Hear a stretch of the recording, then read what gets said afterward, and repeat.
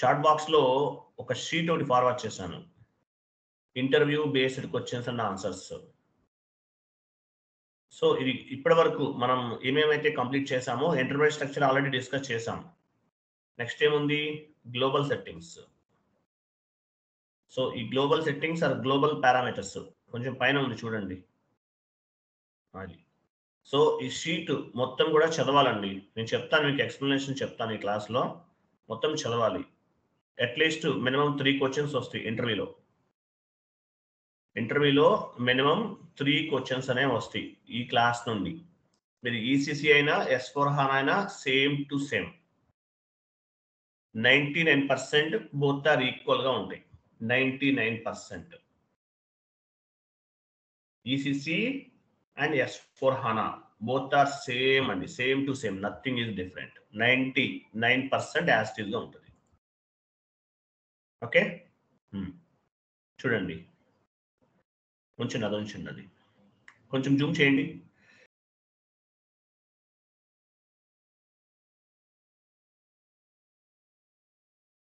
So, global settings are global parameters. Minimum 3 questions guarantee ఈ sheet నుండి. ECC అయినా, ఎస్/4HANA అయినా same concept. Nothing is different. చూడండి. What is mean by global parameters? Global parameters. అలాగే pillars of the SAP అంటారు. What are the pillars of the SAP అని చెప్పేసి కూడా మిమ్మల్ని ఇంటర్వ్యూలో అడుగుతారు. అడిగినప్పుడు ఇవన్నీ ఆన్సర్ చెప్పాలి.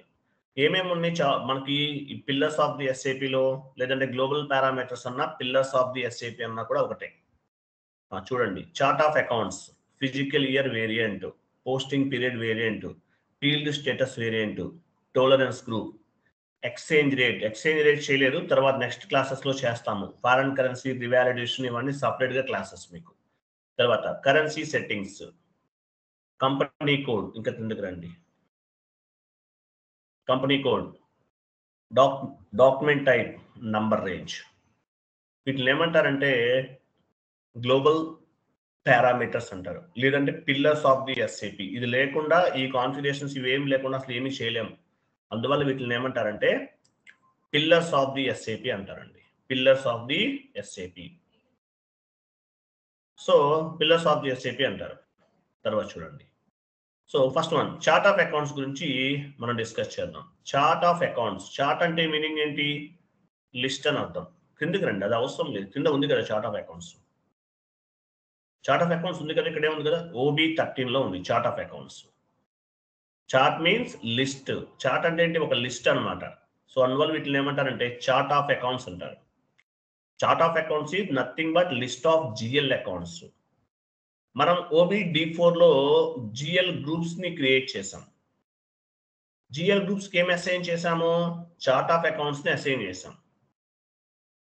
So, chart of account flow ఎలా ఉంటది? చార్ట్ ఆఫ్ అకౌంట్స్ క్రియేట్ చేసిన తర్వాత మనం కంపెనీ కోడ్‌కి అసైన్ చేసాం. చార్ట్ ఆఫ్ అకౌంట్స్ క్రియేట్ చేసిన తర్వాత ఏం చేసాం మనం? కంపెనీ కోడ్‌కి అసైన్ చేసాం. తర్వాత చార్ట్ ఆఫ్ అకౌంట్స్‌ని బేస్‌గా చేసుకొని GL గ్రూప్స్ క్రియేట్ చేసాం. GL గ్రూప్స్‌ని బేస్‌గా చేసుకొని GL అకౌంట్స్ అనేవి క్రియేట్ చేసాం. GL అకౌంట్స్‌ని బేస్‌గా చేసుకొని అకౌంటింగ్ ఎంట్రీస్‌ని పోస్ట్ చేస్తున్నాం. Based on the accounting entries we will generate the reports. Reports అనేవి జనరేట్ చేస్తాం. చార్ట్ ఆఫ్ అకౌంట్ ఫ్లో అంటారు. Chart of account flow. OB-D4కి వెళ్ళండి. ఎస్ఐపి ఓపెన్ చేయండి.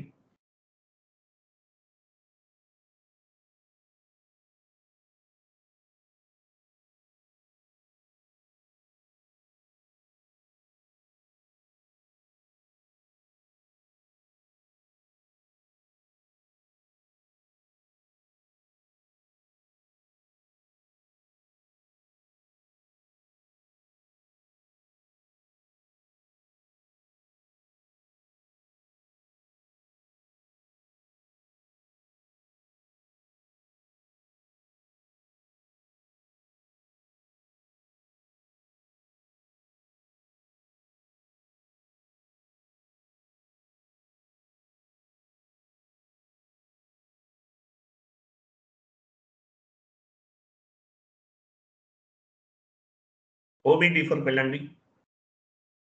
పొజిషన్కి వెళ్ళండి, మీ ఆపరేటివ్ చార్ట్ ఆఫ్ అకౌంట్ ఇవ్వండి. పొజిషన్, మీ ఆపరేటివ్ చార్ట్ ఆఫ్ అకౌంట్ ఇవ్వండి.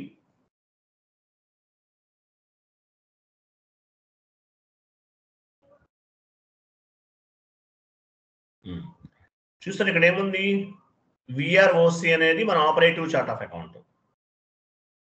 రైట్ సైడ్ కనిపించేవన్నీ కూడా జిఎల్ గ్రూప్స్ అన్నమాట. ఇవన్నీ GL groups. Operative chart of accounts అనేవి జిఎల్ గ్రూప్స్ కి లింక్ అయి ఉంటాయి. Operative VROC the operative chart of account GL groups కి లింక్ అయి ఉంది. సో జిఎల్ గ్రూప్స్ ని బేస్ గా చేసుకుని మనం జిఎల్ అకౌంట్స్ క్రియేట్ చేస్తాం. ఇప్పుడు అడ్మినిస్ట్రేషన్ కాస్ట్ నంబర్ రేంజ్ ఎంత ఇచ్చాము, 400, 300. నేను చెప్పేటప్పుడు కర్సర్ మూవ్ చేయండి అక్కడికి. 400, 300.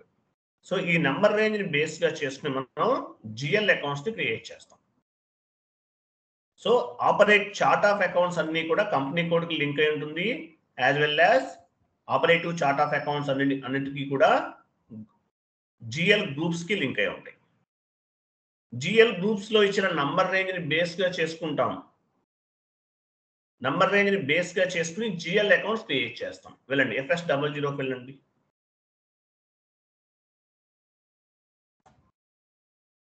FS00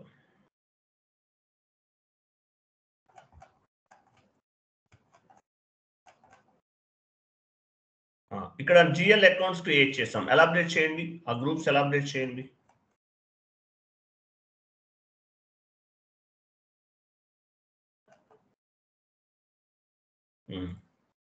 సో ఇవన్నీ ఏంటి, జిఎల్ అకౌంట్స్. ఈ అకౌంట్స్ ని బేస్ గా చేసుకున్నాం. Rent account to bank account. ఈ అకౌంట్స్ ని బేస్ గా చేసుకుని మనం అకౌంటింగ్ ఎంట్రీస్ అనేవి పోస్ట్ చేస్తున్నాం.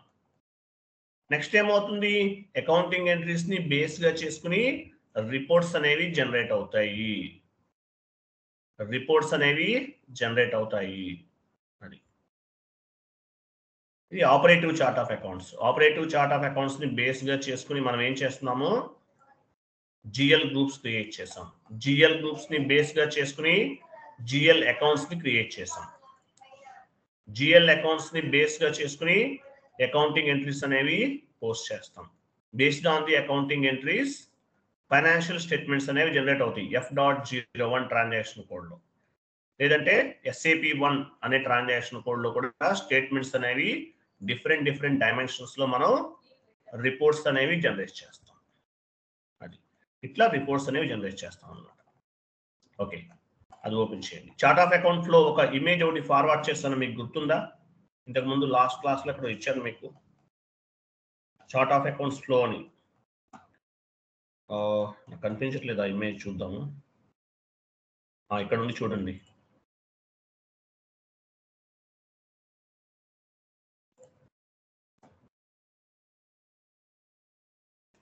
చూడండి, చాట్ బాక్స్ లో ఉంది, లాస్ట్ లో ఉంది. వెళ్ళండి, లాస్ట్ లో నేను ఫార్వర్డ్ చేశాను.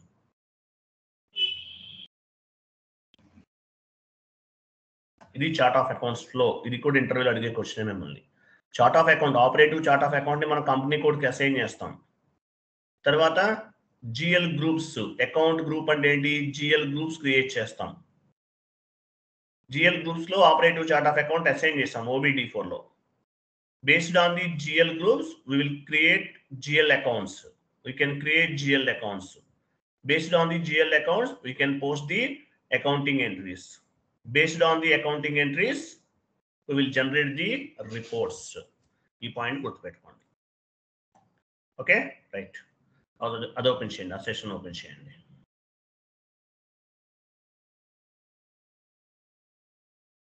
షీట్ ఓపెన్ చేయండి, ఎక్సెల్ ఓపెన్ చేయండి, MS Word ఫార్మాట్ ఓపెన్ చేయండి.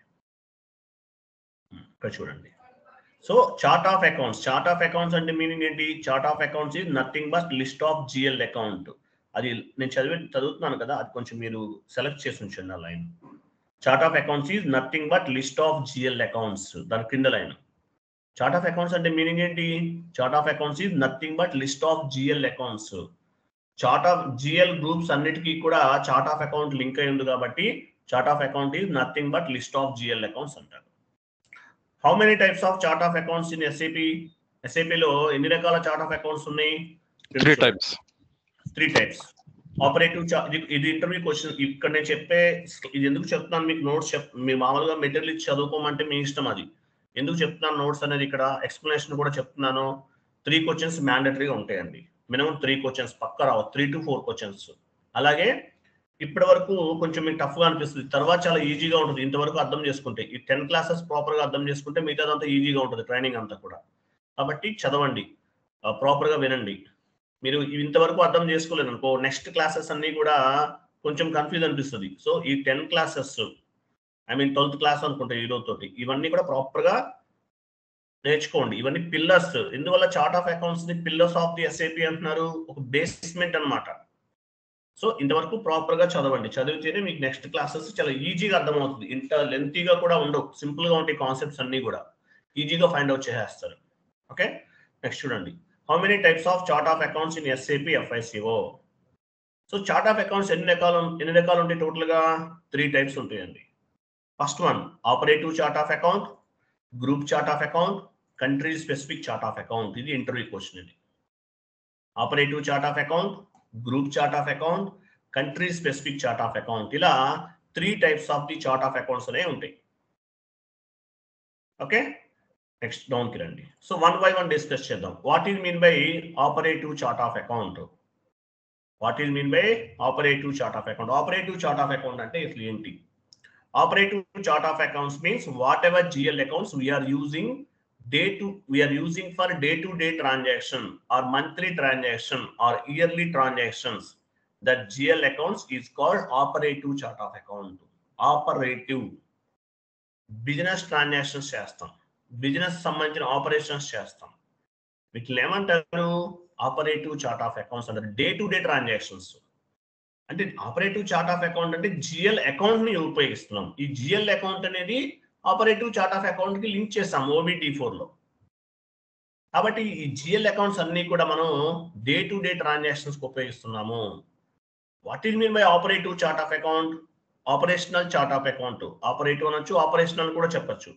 Operational chart of accounts means whatever GL accounts we are using for day to day transaction or monthly transaction or yearly transaction, that GL accounts is called operative or operational chart of account.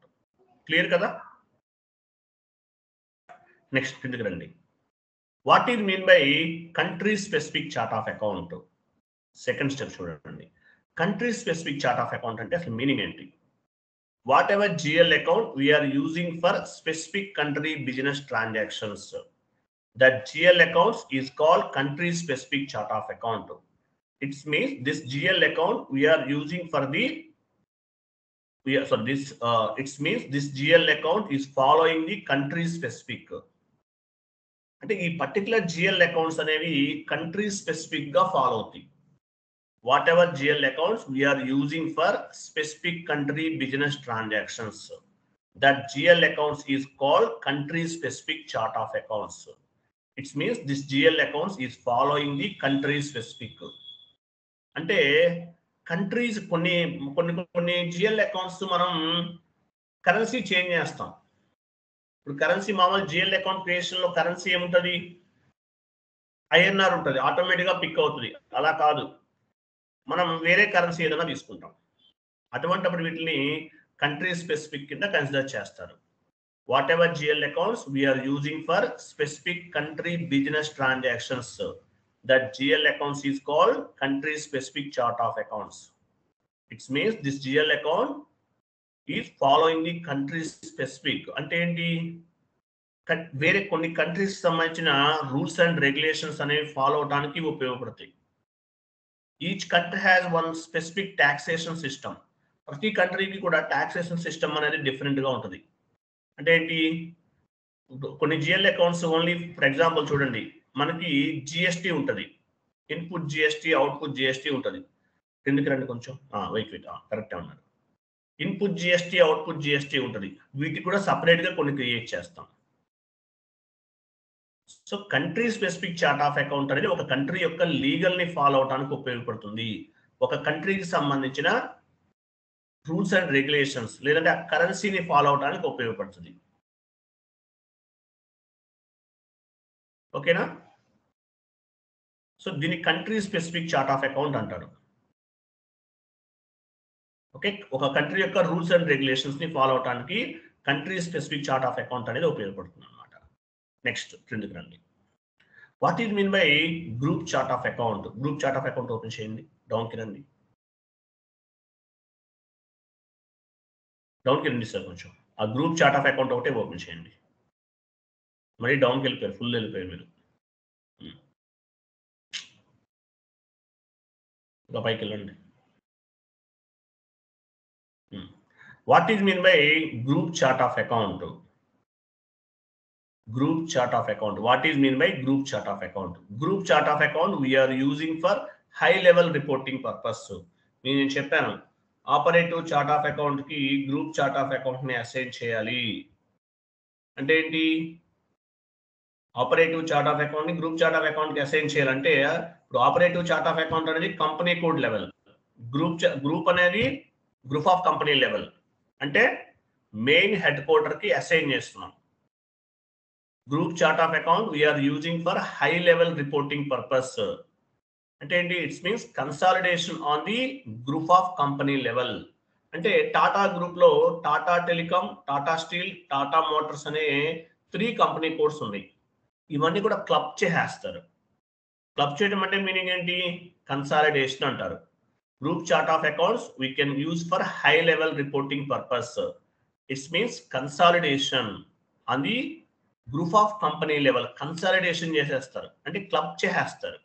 ఇందువల్ల high level top management people వాళ్ళు reports అనేవి check చేసుకుంటారు. ఓకేనా? దాని purpose మనకి group chart of account అనేది ఉపయోగపడుతుంది. Group chart of account we are using for high level reporting purpose. It's means consolidation on the group of company level. ఒక group of కంపెనీలో ఉన్నటువంటి కంపెనీ కోడ్స్ అన్ని కూడా క్లబ్ చేయడానికి ఉపయోగపడుతుంది. ఓకేనా? And we will create the company balance sheets and profit and loss accounts. కంపెనీకి సంబంధించిన బ్యాలెన్స్ అంటే గ్రూప్ ఆఫ్ కంపెనీ లెవెల్లో balance sheets and profit and loss accounts తయారు చేయడానికి మనకి ఈ గ్రూప్ చార్ట్ ఆఫ్ అకౌంట్స్ అనేది ఉపయోగపడుతుంది. ఎట్లా at group of company level we will create the company balance sheets and profit and loss accounts at group of company level. Group of company level లో మనము balance sheets అవన్నీ అంటే high level reporting వాళ్ళు చేయడానికి ఉపయోగపడుతుంది అనమాట. దీన్ని group chart of account అంటారు. How many types of chart of accounts in SAP FICO? Operative chart of account, group chart of account, company specific chart of account. Operative chart of account for day to day transactions చెప్పారు, టకటక చెప్పారు అనమాట. Okay, operative chart of account for day to day transactions. Country specific chart of account for country specific rules and regulations ని follow అవడానికి ఉపయోగపడుతుంది. Group chart of account అనేది ఒక group of కంపెనీలో ఉన్నటువంటి కంపెనీ కోడ్స్ అన్ని మిక్స్ చేసేసి consolidation purpose ఉపయోగపడుతుంది. Group chart of account for high level reporting purpose. ఈ పాయింట్స్ గుర్తుపెట్టుకోవాలి. క్లియర్ కదా? Next clear sir. Next what is mean by GL accounts? GL account అంటే అసలు ఏంటి? మనం GL అకౌంట్ ఉపయోగిస్తున్నాం. FS00లో GL అకౌంట్స్ క్రియేట్ చేసాం. ఎట్టిగోడ్లో చేసాము FS00. GL అకౌంట్ అంటే ఏంటి? GL it is mean general ledger account. It is used for day to day transactions. GL account అంటే GL అంటే జనరల్ లెడ్జర్ అని అర్థం. డే టు డే ట్రాన్సాక్షన్సే కాదు, మంత్లీ ట్రాన్సాక్షన్స్, ఇయర్లీ ట్రాన్సాక్షన్స్ కూడా చెప్పచ్చు. వీటిని ఏమంటారంటే GL అకౌంట్స్ అంటారు. FS00లో మనం ఒక 8 GL అకౌంట్స్ క్రియేట్ చేసాం. కోర్స్ కంప్లీట్ అయ్యే టైంకి మనము ఇంకొక 100-200 GL అకౌంట్స్ క్రియేట్ చేస్తాం. GL లేకుండా అసలు ఏమి ఉండదు. సో ఈ GL అకౌంట్స్ అనేవి క్రియేట్ చేస్తున్నాం అనమాట. GL అకౌంట్స్ అంటే ఏంటి? జనరల్ లెడ్జర్ అకౌంట్ అని అర్థం. ఎగ్జాంపుల్ ఏంటి? Different types of the GL accounts create చేస్తాం. క్యాష్ అకౌంట్, శాలరీ అకౌంట్, ఇంకా ఎందుకండి బిల్డింగ్ అకౌంట్, ఇవన్నీ చాలా ఉన్నాయి చూడండి. Okay, rent account, commission received, commission paid. Okay, ఇవన్నీ చాలా ఉన్నాయి. Okay, right. నెక్స్ట్ చూడండి. What is mean by physical year variant? Physical year మనం ఫిజికల్ ఇయర్ వేరియంట్ క్రియేట్ చేసాం. గ్లోబల్ సెట్టింగ్స్ లో. ఇది కూడా ఇవన్నీ ఇంటర్వ్యూ క్వశ్చన్స్ అండి, 4 క్వశ్చన్స్ గ్యారంటీ. అందువల్ల నేను ఇంత కేర్ తీసుకుని చెప్తున్నాను. What is mean by physical year? Physical year అంటే ఏంటి? What is mean by physical year? Physical year non SAP టెర్మినాలజీలో ఫైనాన్షియల్ ఇయర్ అంటారని చెప్పాను. On the SAP terminology we are called as a physical year. What is mean by physical year? Physical year అంటే meaning ఏంటి? Okay, financial year is nothing but physical year. Financial year అంటాం regular గా మనం, but SAP టెర్మినాలజీలో ఈ financial year ని physical year అంటారు. Financial year is nothing but physical year. On the physical year, we are maintained 12 normal months or periods. Physical year లో మనం ఏం చేస్తున్నాము? 12 నార్మల్ మంత్స్ ని మెయింటైన్ చేస్తున్నాము. మంత్స్ అన్నా పీరియడ్స్ అన్నా ఒకటే. మామూలుగా 1 మంత్, ఒక మంత్ ఏమంటాము? 30 days ని ఒక మంత్ అంటాం. ఎస్ఏపి టెర్మినాలజీలో పీరియడ్స్ అంటారు. పీరియడ్ ఓపెన్ చేయలేదు, క్లోజ్ చేయలేదు అనుకున్నాం కదా ఇంతకుముందు. So 12 normal months or periods అంటారు. ఒక మంత్ ని ఒక పీరియడ్ అంటారు ఎస్ఏపి టెర్మినాలజీలో. నార్మల్ గా ఫైనాన్షియల్ అకౌంటింగ్ టెర్మినాలజీలో మనం ఏమంటాము? మంత్ అంటాం. కానీ ఎస్ఏపి టెర్మినాలజీలో పీరియడ్ అంటారు. Okay, on the physical year we are maintain 12 normal periods అని చెప్పొచ్చు. పీరియడ్స్ అంటాం అనమాట, మంత్స్ అని చెప్పకూడదు. ఈ మంత్స్ నే ఏమంటారు? ఎస్ఏపి టెర్మినాలజీలో పీరియడ్స్ అంటారు. అంటే ఒక ఫిజికల్ ఇయర్ అంటే ఒక ఫైనాన్షియల్ ఇయర్ లో 12 పీరియడ్స్ ఉన్నాయి and 4 special months or periods. Special posting periods కూడా ఒక 4 ఉన్నాయి కదా, వీటిని స్పెషల్ పోస్టింగ్ పీరియడ్స్ అంటారు. Normal posting periods we are using for business transactions. Normal months అనేవి ఎందుకు ఉపయోగపడతాయి? మనకి బిజినెస్ ట్రాన్సాక్షన్ పర్పస్ ఉపయోగపడుతుంది. Special posting periods we can use for auditor adjustment entries. Auditor adjustment entries కోసం అని చెప్పాను మీకు. సో దాని పర్పస్ ఈ స్పెషల్ పోస్టింగ్ పీరియడ్స్ అనేవి ఉపయోగపడతాయి. ఫైనాన్షియల్ ఇయర్ అంటే ఏంటి? Non SAP terminology we are called as a financial year. మీరు ఎస్ఏపిలోకి వెళ్తున్నారు కాబట్టి ఫైనాన్షియల్ ఇయర్ అనకూడదు, ఫిజికల్ ఇయర్ అని చెప్పాలి. యాజ్ వెల్ యాజ్ మంత్ అనకూడదు, ఏమనాలి? పీరియడ్స్ అనాలి. ఎన్ని పీరియడ్స్ ఉన్నాయి? How many posting periods? 12 posting periods. వాటితో పాటు స్పెషల్ పోస్టింగ్ పీరియడ్స్ అనేవి ఒక 4 ఉంటాయి. ఎందుకు ఉపయోగపడతాయి ఇవన్నీ కూడా? ఆడిటర్ అడ్జస్ట్మెంట్ ఎంట్రీస్ చేయడానికి స్పెషల్ పోస్టింగ్ పీరియడ్స్ అనేవి ఉపయోగపడుతుంది. ఇది కూడా ఇంటర్వ్యూలో అడిగే క్వశ్చన్, గుర్తుపెట్టుకోండి. ఓకే, నెక్స్ట్ కిందకి రండి. What is mean by physical year variant? OB 29 లో మనం already physical year variant create చేసాం. In the general accounting terminology, we are called financial year. Just now discuss చేసాం. మామూలుగా ఏమంటాము? ఫైనాన్షియల్ ఇయర్ అంటారు. On the SAP terminology, we are called as physical year. Physical year అంటాం అనమాట. ఇండియాలో ఎలా ఉంటుంది ఫైనాన్షియల్? ఎప్పుడు స్టార్ట్ అవుతుంది Indian financial year? April 1st to March 31st. కొన్ని కంట్రీస్ లో యుఎస్ అవ్వచ్చు, కొన్ని కంట్రీస్ లో ఎలా ఉంటుంది? January to December 31st. ఇట్లా ఒక్కొక్క కంట్రీలో ఒక్కొక్క రకంగా ఉంటుంది ఈ financial year starting date and ending date అనేది. మీరు మీ క్లయింట్ ఏ లొకేషన్ లో ఉన్నారు?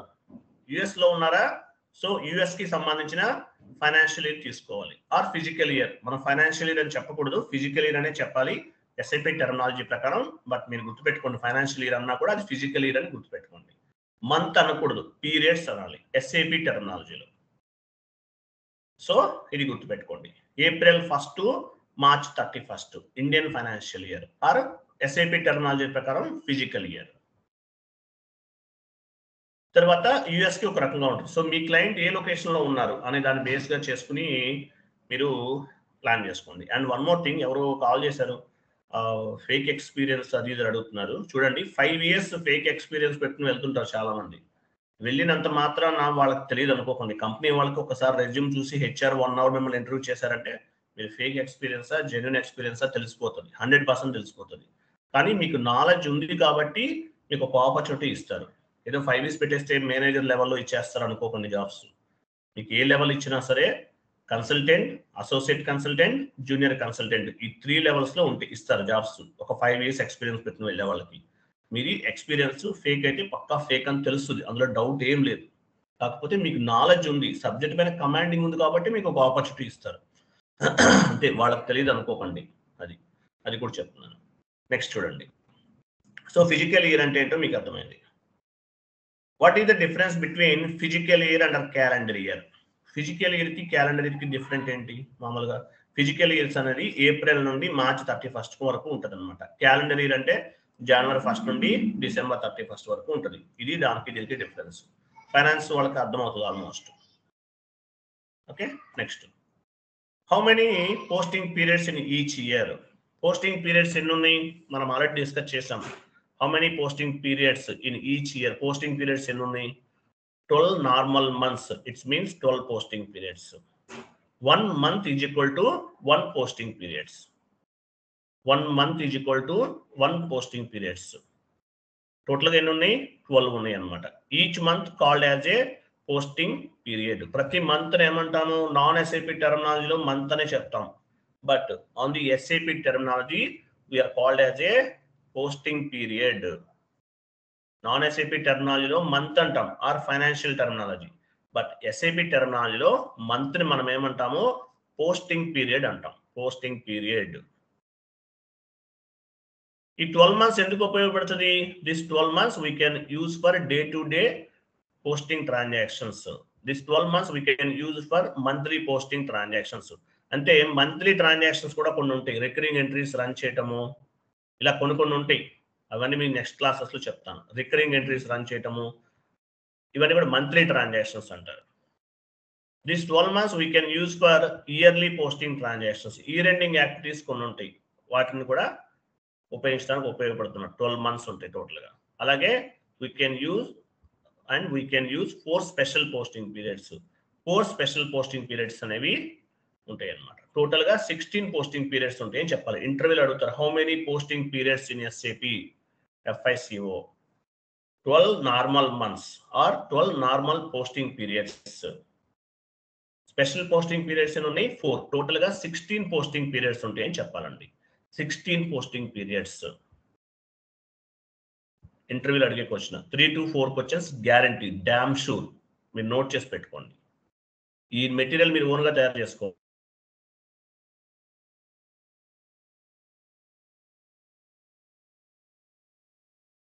తర్వాత చూడండి, what are the advantages of 4 special posting periods? మీరు ఇంటర్వ్యూలో చెప్పారు, how many posting periods?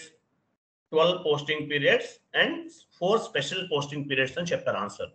But interview next point rate చేస్తారు, what are the advantages of 4 special posting periods వల్ల అడ్వాంటేజ్ ఏంటి అని అడుగుతారు. అడిగినప్పుడు మీరు ఇది మ్యాక్సిమం ఈ క్వశ్చన్ అడుగుతారు, what are the advantages of the special posting periods? After complete the 12 months or periods, after complete the 12 months, within 4 months, the chartered account will came and verify our books of account. Government కి submit చేయబోయే ముందు, ఇప్పుడు FI అంతా external reporting, government కి report submit చేయాలి. చేయబోయే ముందు ఏమవుతుంది? చార్టర్డ్ అకౌంట్ ఫైనలైజ్ చేస్తారు. అంటే after completing 12 months or 12 posting periods, within 4 months the chartered account will came and verify our books of account. మన కంపెనీకి సంబంధించిన బుక్స్ ఆఫ్ అకౌంట్స్ అన్ని కూడా ఆయన చెక్ చేస్తారు. So we need to post auditor adjustment entries. ఏమైనా తప్పుగా ఉండొచ్చు, ఏమైనా ఎంట్రీస్ ఏమైనా కొన్ని అడ్జస్ట్మెంట్ ఎంట్రీస్ చేయమంటారు. అటువంటప్పుడు ఇలా ఆడిటర్ అడ్జస్ట్మెంట్ ఎంట్రీస్ పోస్ట్ చేయమన్నప్పుడు స్పెషల్ పోస్టింగ్ పీరియడ్స్ అనేవి ఉపయోగపడతాయి. So we need to post auditor adjustment entries. It means the special adjustment entry purpose కూడా ఉపయోగపడుతుంది. Auditor adjustment entry purpose. ఈ ఆన్సర్ చెప్పాలి, లేదంటే వన్ మోర్ ఆన్సర్ కూడా ఉంటుంది. ప్రాజెక్ట్ డిలే అవుతుంది, టెక్నికల్ ఇష్యూస్ ఉండొచ్చు, సర్వర్స్ ఏమైనా డౌన్ అయిపోవచ్చు. ఫర్ ఎగ్జాంపుల్ కాన్ఫిగరేషన్ చేస్తున్నప్పుడు ఒకసారి డేటా కరప్ట్ అయిపోతుంటుంది మన డెమో సర్వర్స్ లో. ప్రాజెక్ట్స్ లో కూడా అలా అయిందనుకోండి, ఏమవుతుంది? టైం తీసుకుంటుంది, ఒక 3 to 4 months ఎక్స్ట్రా తీసుకోవచ్చు. అటువంటిప్పుడు కూడా ఈ స్పెషల్ పోస్టింగ్ పీరియడ్స్ అనేవి ఉపయోగపడతాయి అని చెప్పాలి. క్లియర్ కదా? ఇంతవరకు అర్థమైందా స్పెషల్ పోస్టింగ్ పీరియడ్స్ ఎందుకు ఉపయోగిస్తామనేది? ఎస్ సార్ అర్థమైంది సార్. ఇక్కడ బటన్స్ ఉంటాయి, ప్రెస్ చేస్తే నాకు అర్థమవుతుంది. Sir, here auditor adjustments as well as tax purpose also we are utilizing the any type of adjustments and any type of adjustments. Okay. అది ఏదైనా అవ్వచ్చు అండి, any type of adjustment. Chartered account చెప్పింది follow అవ్వాల్సిందే. అది యాక్చువల్గా alter adjustment entries ఇవన్నీ కూడా ఎండ్ యూజర్ పోస్ట్ చేస్తారు. ఎనీవే కన్సల్టెంట్ కాబట్టి మీరు ఇప్పుడు మీకు యాక్చువల్గా అడ్జస్ట్మెంట్ ఎంట్రీస్ చెప్తాను, మీకు లాస్ట్లో కొన్ని చెప్తాను. అంటే మీకు ఇయర్ క్లియర్ అయిన తర్వాత కూడా ఎట్లా పోస్ట్ చేయొచ్చు, అంటే ఫైనాన్షియల్ ఇయర్ అయిపోయిన తర్వాత కూడా నెక్స్ట్ ఎంట్రీస్లో ఎలా పోస్ట్ చేయొచ్చు అనేది నేను చెప్తాను మీకు, అక్కడ మీకు అర్థమవుతుంది. నెక్స్ట్ చూడండి, మెయింటైన్ ఫిజికల్ ఇయర్ వేరియంట్. OB29లో మనం ఆల్రెడీ ఫిజికల్ ఇయర్ వేరియంట్ దాన్ని క్రియేట్ చేస్తాం. V3 అంటే ఇండియన్ ఫైనాన్షియల్ ఇయర్, K4 అంటే USA ఫైనాన్షియల్ ఇయర్ అనమాట. ఇది తెలుసు కదా మీకు. నెక్స్ట్ కిందకి రండి, ఇది నోట్ పాయింట్ ఉంది, ఇదేం మీరు టచ్ చేయకండి. అక్కడ బటన్స్ కొన్ని యాక్టివేట్ చేయకండి మీరు, దానివల్ల ప్రాబ్లమ్స్ అవుతుంది మళ్ళీ. ఓకేనా?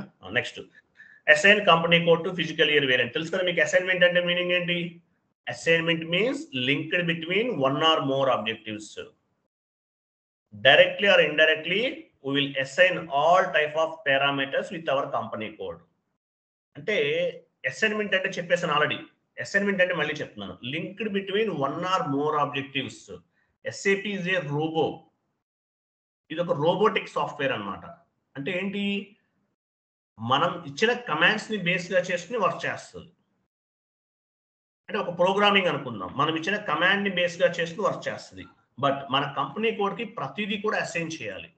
కొన్ని డైరెక్ట్ గా చేస్తాము, కొన్ని ఇండైరెక్ట్ గా చేస్తాం. సో దీన్ని అసైన్మెంట్ అంటారు. Assignment means linked between one or more objectives. In SAP FI all objectives we will assign to our company code directly or indirectly. అది ఏదో రకంగా కంపెనీ కోడ్ కి లింక్ అయి ఉంటుంది. ఈ పాయింట్ గుర్తుపెట్టుకోండి. Next define posting period variant కదా. Okay, కింద ఉంది చూడండి. పోస్టింగ్ పీరియడ్ వేరియంట్ మనం OBBO డిఫైన్ చేస్తాం. తర్వాత ఏం చేస్తాం, ఆ పోస్టింగ్ పీరియడ్ వేరియంట్ ని బేస్ గా చేసుకుని open and close posting period చేస్తాం. OB52 కిందకి రండి చూడండి, ఇది OB52. OB52లో మనం ఏం చేస్తాము, పోస్టింగ్ పీరియడ్ వేరియంట్ ని క్రియేట్ చేస్తాం. సో ఎందుకు ఉపయోగపడుతుంది, ఇది చాలా ఇంపార్టెంట్. ఈ పోస్టింగ్ పీరియడ్ వేరియంట్ అనేది month ending activity. What are the month ending activity of SAP FICO consultant or S4HANA simple finance consultant? మీరు SAP FICO consultant అంటారు, ECC లో వర్క్ చేస్తుంటే. S4HANA లో వర్క్ చేస్తుంటే S4HANA simple finance consultant అంటారు. So month ending activity ఏంటంటే మాత్రం ఇది చెప్పాలి, ఫస్ట్ ఇదే రావాలండి. యాజ్ ఏ ఫంక్షనల్ కన్సల్టెంట్ గా, లేదంటే SAP FICO consultant or S4HANA simple finance consultant monthly ఏం చేస్తారు, ఈ పీరియడ్స్ ని ఓపెన్ చేస్తారు, తర్వాత క్లోజ్ చేస్తారు. ఎగ్జాంపుల్ OB52కి వెళ్ళాం కదా, ఒకసారి చెక్ చేద్దాం. OB52కి వెళ్ళండి.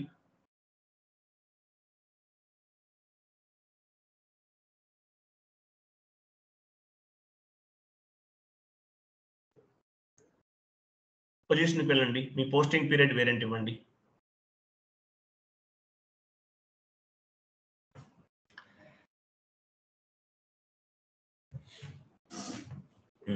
ఇక్కడ చూడండి, ఇక్కడ ఏముంది, పోస్టింగ్ పీరియడ్ వేరియంట్ ఇది. సో ఎందుకు ఈ పోస్టింగ్ పీరియడ్ వేరియంట్ అనేది ఎందుకు క్రియేట్ చేస్తాం, పీరియడ్స్ ని ఓపెన్ చేస్తున్నాము యాజ్ వెల్ యాజ్ క్లోజ్ చేస్తున్నాం. యాక్చువల్గా FIకి సంబంధించిన మాత్రమే ఉన్నాయి ఫీల్డ్స్ అన్ని. అదే మీరు S4HANA సర్వర్ లో వన్ మోర్ ఫీల్డ్ యాడ్ అవుతుంది. అంటే కంట్రోలింగ్ సంబంధించిన కొన్ని ఒక 1 పారామీటర్ యాడ్ అవుతుంది. మీకు S4HANA వీడియోస్ ఇస్తున్నాను, ఛానల్ ఒకటి ఇచ్చాను కదా, అక్కడ చూడండి. లేదంటే తర్వాత చెప్తాను, మీకు అప్పుడు అర్థమవుతుంది S4HANAకి సంబంధించిన అన్ని కూడా. సో ఇక్కడ ఒక లైన్ ఉంది. సో ఇక్కడ మనం పీరియడ్స్ ని ఓపెన్ చేస్తాము, క్లోజ్ చేస్తాము. This is the month ending activity. మీరు మంత్ ఎండింగ్ అయిపోయిన తర్వాత పీరియడ్ ఓపెన్ చేయలేదు, నెక్స్ట్ పీరియడ్ ఓపెన్ చేయలేదు, ఏమవుతుంది, end user accounting entries post చేయలేదు, ఆయనకి ఎర్రర్స్ ఫామ్ అవుతాయి, టికెట్స్ రేస్ చేస్తారు. సర్వీస్ నౌ టూల్ అని ఉంటుంది, DMC రెమెడీ, సొల్యూషన్ మేనేజర్ అని టికెటింగ్ టూల్స్ ఉంటాయి. ఆ టికెటింగ్ టూల్స్ లో టికెట్స్ రేస్ చేస్తారు పీరియడ్ ఓపెన్ చేయలేదు అని. సో ఈ పీరియడ్ ఓపెన్ క్లోజింగ్ చేయడం అనేది మంత్ ఎండింగ్ యాక్టివిటీ. మీరు SAP FICO consultant or S4HANA simple finance consultant ఏదైనా అవ్వచ్చండి, మంత్ ఎండింగ్ యాక్టివిటీ అవుతుంది అనమాట. ఓకే, ఓపెన్ చేయండి, వెళ్ళండి, ఆశ అప్పుడు వెళ్ళండి. So month ending activity. In the real time projects, open and close posting period activity is month ending activity. మీరు projects లోకి వెళ్తే ఇది మంత్ ఎండింగ్ యాక్టివిటీ అవుతుంది. Every month end we need to take approval from specific manager. Specific manager దగ్గర నుండి మీరు approval తీసుకోవాలి. Every month end we need to take approval from specific manager and close the current period and open the next period. I'm sorry, చూడండి, మీరు ఇంకోటి చెప్తున్నాను, ఎస్ఏపిలో మీరు any type of transactions చేయండి ప్రాజెక్ట్స్ లోకి వెళ్ళిన తర్వాత, but you need to take approval from specific manager. Me manager నుండి అప్రూవల్ తీసుకోవాలి. ఆయన దగ్గర నుండి అప్రూవల్ తీసుకోకుండా మీరు మీ ఇష్టమైనట్టు మీరు చేశారనుకో ఏమవుతుంది, అది గ్లోబల్ ఎఫెక్ట్ అవుతుంది, గ్లోబల్ ఎఫెక్ట్. కాబట్టి చాలా కేర్ఫుల్గా డెమో సర్వర్లో చేసినంత ఫాస్ట్గా చేయకూడదు. గ్లోబల్ ఎఫెక్ట్ అవుతుంది మీరు చేసే మిస్టేక్ వల్ల. మీ సీట్లో మీరు ఉంటారు, మిమ్మల్ని ఒక 5 మెంబర్స్ రౌండప్ చేస్తారు.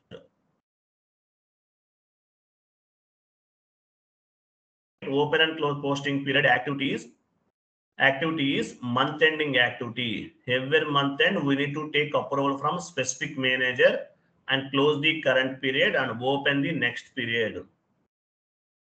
So current period ni close chesi next period ni open chestam. This is responsible for FICO consultant or S4HANA simple finance consultant.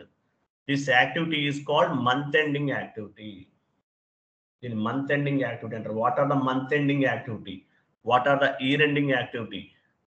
What are the day to day activity అని చెప్పేసి అడుగుతారు మిమ్మల్ని. అదొక sheet ఉంది మన దగ్గర, మొత్తం ప్రిపేర్ చేస్తాను, అది కూడా చెప్తాను సపరేట్గా classes. What are the roles and responsibilities of SAP FICO consultant అని అడుగుతారు.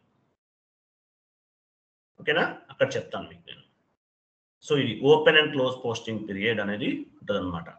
అలాగే ADKMS గురించి కూడా డిస్కస్ చేసాం. ఏ అంటే అసెట్స్, డి అంటే కస్టమర్, కే అంటే వెండర్, ఎం అంటే మెటీరియల్, ఎస్ అంటే జనరల్ లెడ్జర్ అకౌంట్ అనేది కూడా డిస్కస్ చేసాం.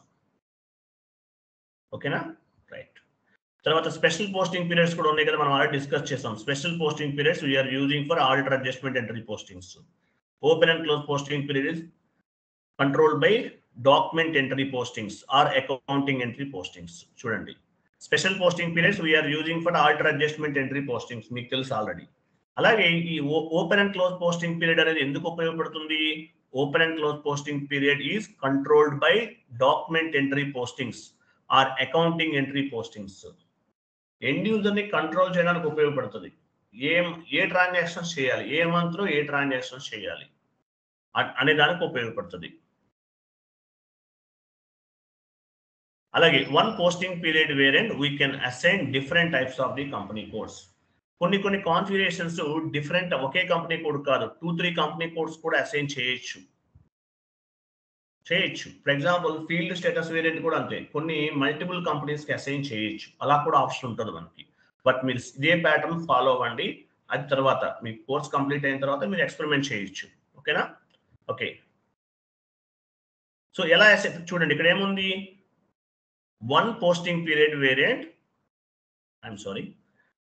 One open and close posting period variant అనేది మనం మల్టిపుల్ కంపెనీస్ కూడా అసైన్ చేయొచ్చు.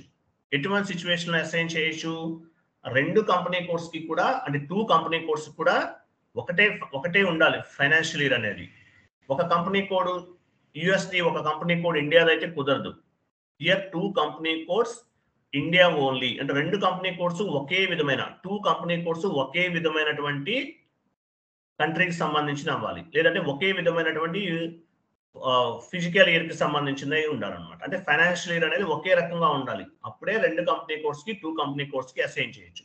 Here 2 company codes India only, so we can assign one posting period variant to 2 company codes. ఎందువల్ల? Here 2 company codes financial year also same, 2 ఒకేలా ఉంటే కనుక, 2 company codes కూడా ఒకేలా ఉంటే కనుక అసైన్ చేయొచ్చు. ఓకే, నెక్స్ట్ ఇది కంప్లీటెడ్. నెక్స్ట్ చూడండి, assign posting period variant company code కదా. అసైన్మెంట్ అంటే తెలుసు కదా, linked between 1 or more objectives అని చెప్పాను మీకు. సో అది directly or indirectly we will assign all parameters or all configurations to our company code కి అసైన్ చేస్తాం. Next define field status variant, ఇది చాలా ఇంపార్టెంట్. చూడండి, ఇక్కడ చెప్పేది ఇంపార్టెంటే, బట్ ఫీల్డ్ స్టేటస్ వేరియంట్ అనేది ఎందుకు ఉపయోగపడుతుంది? What is mean by field status variant? End user fields ని కంట్రోల్ చేస్తాం. ఫీల్డ్ స్టేటస్ వేరియంట్ చూడండి వెయిట్ అలా ఉంచండి. Field status variant is control end user fields during the accounting entry posting.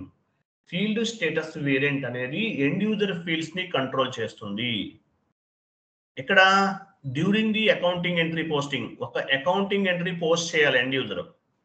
A field ఇవ్వాలి, ఏ field ఇవ్వకూడదు, ఏ field మ్యాండేటరీగా ఇవ్వాలి, ఇవన్నీ చేయడానికి ఫీల్డ్ స్టేటస్ వేరియంట్ అనేది ఉపయోగపడుతుంది. ఫీల్డ్ స్టేటస్ వేరియంట్ ఓ పని చేయండి, మీరు FB50కి వెళ్ళండి.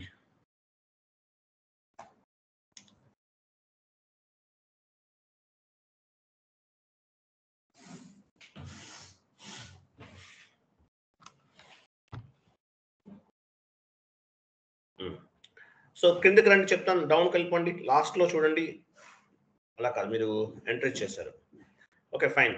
క్రింద లాస్ట్లో రైట్ యారోకి రైట్ మూవ్ చేయండి కొంచెం. Assignment debit entry create. Very good. ఇలా ఇవి ఇక్కడ చూడండి. ఇక్కడ ఏముంది? వ్యాలిడేట్ ఉంది, టెక్స్ట్ ఉంది, అసైన్మెంట్ ఫీల్డ్ ఉంది, ఇంకా ఏమేమి ఉన్నాయి? ఇంకా రైట్ సైడ్కి వెళ్ళండి. చూడండి, cost centre, order, business area, ఇవన్నీ చాలా ఉన్నాయి. వీటిలో ఏమంటారు? పారామీటర్స్ అంటారు. On the line item level data we have 75 parameters from debit side and 75 parameters from the credit side. So end user document post చేస్తున్నాడు, ఏ ఏరియాలో చేస్తున్నాడు, ఐ మీన్ ఏ బిజినెస్ ఏరియాలో చేస్తున్నాడు అనేది మనకు తెలియాలి. ఎప్పుడు తెలుస్తుంది? బిజినెస్ ఏరియా ఇస్తేనే తెలుస్తుంది, లేకపోతే తెలియదు కదా. కాబట్టి బిజినెస్ ఏరియా ఇవ్వాలి, దాన్ని మ్యాండేటరీ చేస్తాం బ్యాక్ ఎండ్ లో. అలాగే ఎఫ్ఐలో చేసిన ట్రాన్సాక్షన్ సిఓలో కూడా అప్డేట్ అవ్వాలి. అంటే ఏం చేయాలి? కాస్ట్ సెంటర్స్ యాడ్ చేయాలి. కాస్ట్ సెంటర్ యాడ్ చేయాలి. మీకు కంట్రోలింగ్ లో చెప్తాను, కాస్ట్ సెంటర్ యాడ్ అవ్వాలి ఆటోమేటిక్ గా. అంటే ఈ పారామీటర్ కూడా మ్యాండేటరీగా ఇవ్వాలి. అంటే ఒక అకౌంటింగ్ ఎంట్రీ పోస్ట్ చేసే టైంలో పారామీటర్స్ ఏమేమి ఇవ్వాలి, ఏమి ఇవ్వాల్సిన అవసరం లేదనేది మనం ఫీల్డ్ స్టేటస్ వేరియంట్ లో ఉన్నటువంటి ఫీల్డ్ స్టేటస్ గ్రూప్స్ నుంచి కంట్రోల్ చేస్తాం. ఇక్కడ ఫీల్డ్ స్టేటస్ ఎక్కడ ఉంటుంది? OBC4 వెళ్ళండి, OBC4 వెళ్ళండి. నెక్స్ట్ క్లాసెస్ చాలా కొంచెం ఈజీగా ఉంటుంది, డోంట్ వరీ. OBC4కి వెళ్ళండి, /n OBC4.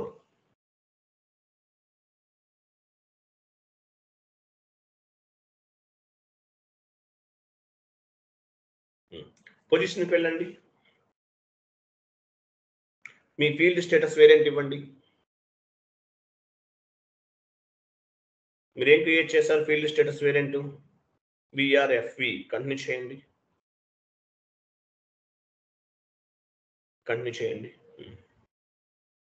సెలెక్ట్ చేసుకోండి మీ ఫీల్డ్ స్టేటస్ వేరియంట్. సో ఎలా కంట్రోల్ చేస్తారు ఎండ్ యూజర్ ఫీల్డ్ ని?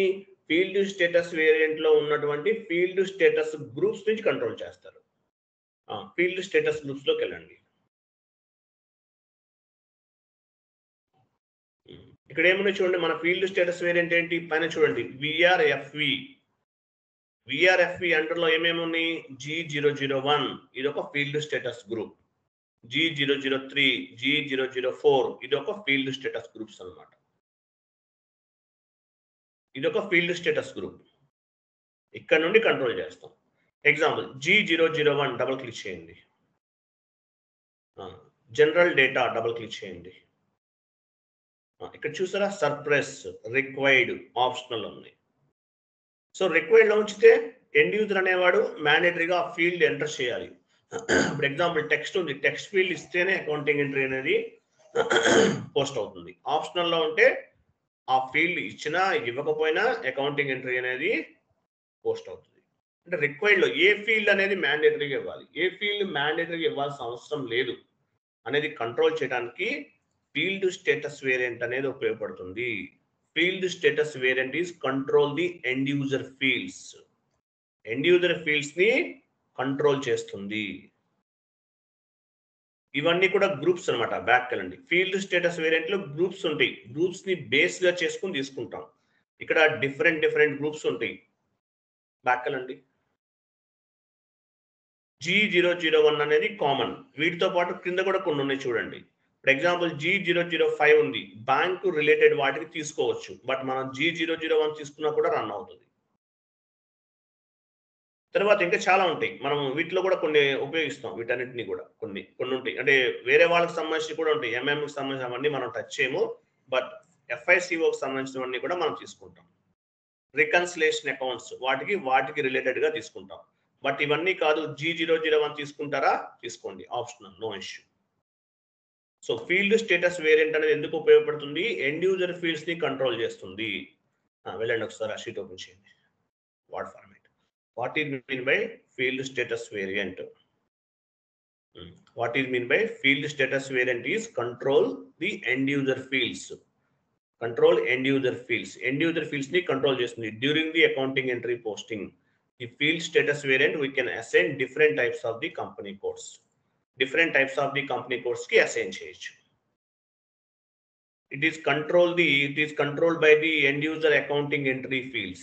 ఏం చేస్తుంది? end user accounting entry fields ని కంట్రోల్ చేస్తుంది during the accounting entry posting. Which field is required, which field is not required, which field is suppress, which field is display option ఉంటుంది, ఇక్కడ ఉండదు. Natural గా display option అనేది vendor కి customers master డేటాకి సంబంధించిన ఉంటాయి, అక్కడ ఉంటది అనమాట. ఇక్కడ డిస్ప్లే ఆప్షన్ ఉండదు, బట్ డిస్ప్లే కూడా యాడ్ చేశాను, ఎందుకంటే నెక్స్ట్ క్లాస్ లో మీకు యూజ్ అవుతుంది. Okay, it's controlled by the end user accounting entry fields during the accounting entry posting. Which field is required and which field is not required, which field is suppressed, which field is display, we can control from the field status group. మనం ఎక్కడి నుంచి control చేస్తాం end user ని? Field status variant నుంచి కాదు, field status variant లో ఉన్నటువంటి field status groups నుంచి కంట్రోల్ చేస్తాం. Field status group is like 001, G002, G003. This group we will assign to the GL accounts. ఎక్కడ అసైన్ చేస్తాం? ఫీల్డ్ స్టేటస్ వేరియంట్ అనేది GL క్రియేషన్ లో అసైన్ చేస్తాం. G001 అనేది అసైన్ చేస్తాం. చూడండి, GL గ్రూప్స్ క్రియేట్ చేసాం కదా, అక్కడ అసైన్ చేస్తాం. It is available on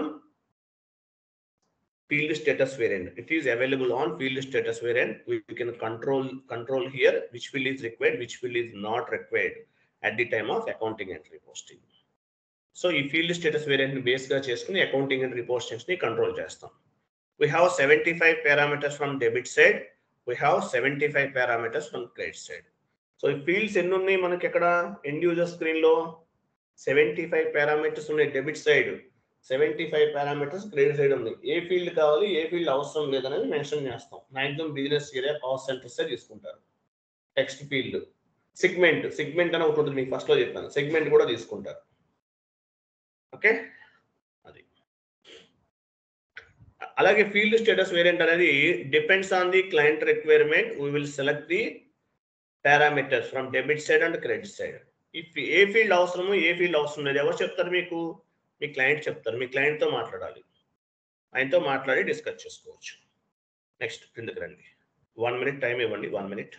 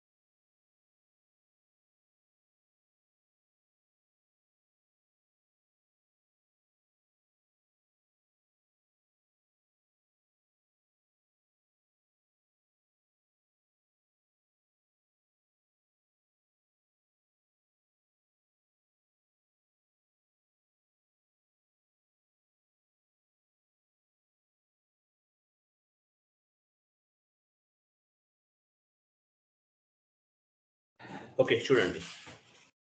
so ఇవి రిక్వైర్డ్ అంటే ఏంటి, ఆప్షనల్ అంటే ఏంటి, డిస్ప్లే అంటే ఏంటి, సప్రెస్ అంటే ఏంటి, ఇది ఒకసారి చూడండి. మీరు ఇదేం అడగరు, రిక్వైర్డ్ అంటే ఏంటో చెప్పండి చాలు. మన ఫీల్డ్ స్టేటస్ వేరియంట్ అంటే which field is required and which field is not required అనేది మనం కంట్రోల్ చేస్తాం. బట్ రిక్వైర్డ్ అంటే ఏంటి? If you activate for specific field.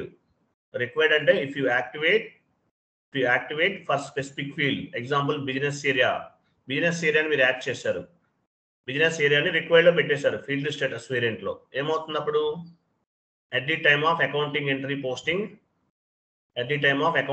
posting, end user must want to enter the specific field. అంటే ఏంటి? Business ఏరియాని మీరు యాక్టివేట్ లో పెట్టారు కాబట్టి ఎండ్ యూజర్ అనేవాడు మ్యాండేటరీగా బిజినెస్ ఏరియా ఫీల్డ్ ని యాక్టివేట్ చేయాలి. So without example business area అనేది యాడ్ చేయాలి. Without those requirements input system cannot allowed post the accounting entry. అంటే బిజినెస్ ఏరియా ఇస్తేనే అకౌంటింగ్ ఎంట్రీ పోస్ట్ అవుతుంది. Without those requirements, without that particular inputs ఇవ్వకపోతే కనుక system అనేది accounting ఎంట్రీని post చేయలేదు. ఈ పాయింట్ గుర్తుపెట్టుకోండి. Okay, this field status requirement all depends on the client requirement. తెలుసు కదా, ఏ ఫీల్డ్ అవసరం లేదు, ఏ ఫీల్డ్ అవసరం అనేది క్లయింట్ రిక్వైర్మెంట్ ని బేస్ గా చేసుకొని తీసుకుంటాం. ఆప్షనల్ లో ఉంది, ఆప్షనల్ లో పెట్టేశారు ఆ పర్టికులర్ ఫీల్డ్ అనేది. If you specified any field as optional, మీరు ఆప్షనల్ లో ఉంచేశారు. If you specified any field as optional at the time of accounting entry posting, that field is optional.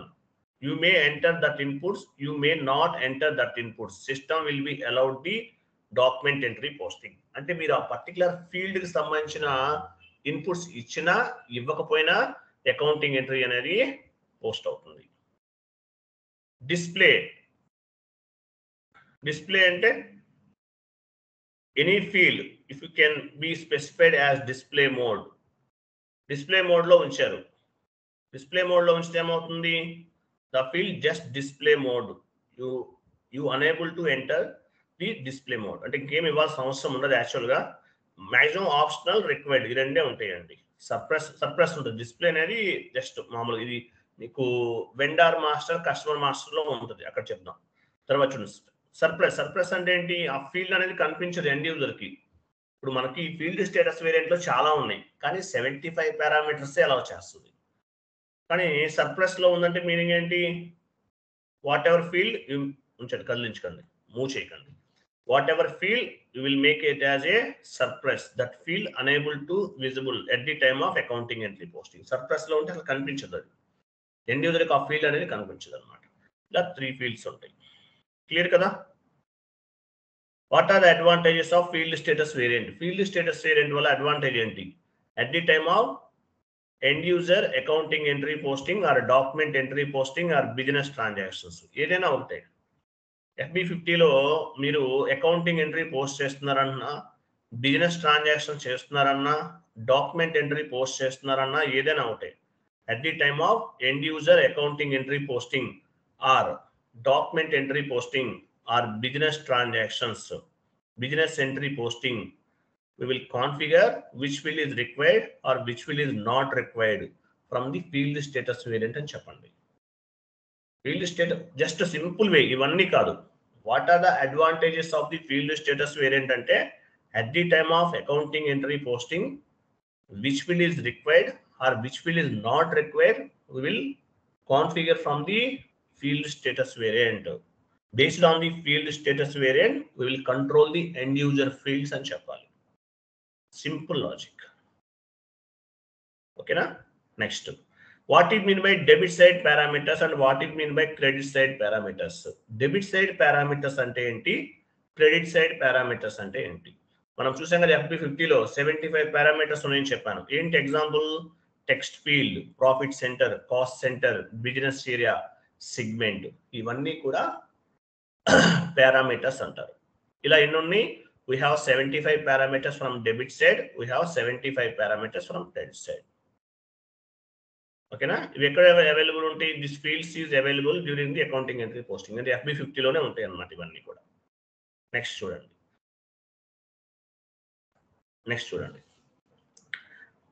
Completed కదా? Assign company code to field status variant. Assignment is common, A configuration అయినా common అన్నమాట. Assignment means linked between one or more objectives. In SAP FI, all objectives directly or indirectly we will assign to our company code. మనం discuss చేసాం. Next చూడండి, documents. OB-A7లో pre defined documents ఉన్నాయని చెప్పాను. Pre defined documents SAPలో standard గా define చేశారు.